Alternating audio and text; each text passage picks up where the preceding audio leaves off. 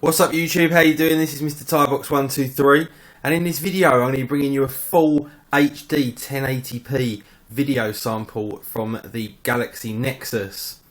So I'm just under standard indoor lighting situation at the moment. There's no windows open and in fact it's quite dark outside, so it's literally just the room light that is giving us the light that we need. The sound is also coming from the Galaxy Nexus, just going straight through its own internal microphone as well, so you can get a feel for the sound quality of the Nexus. And this is just going in relatively close. Let's just tap to focus. There we go, that's now in focus. Come out a bit, focus again. There we go. Let's just zoom in on this here. At the moment I'm just moving the camera closer to the actual subject, but we've also got the ability to do some zoom as well on the camera, so that's what I'm going to do now.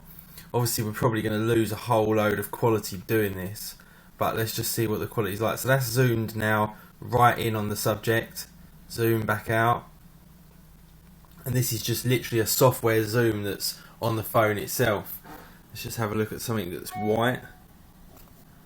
There you go, nice quick focus.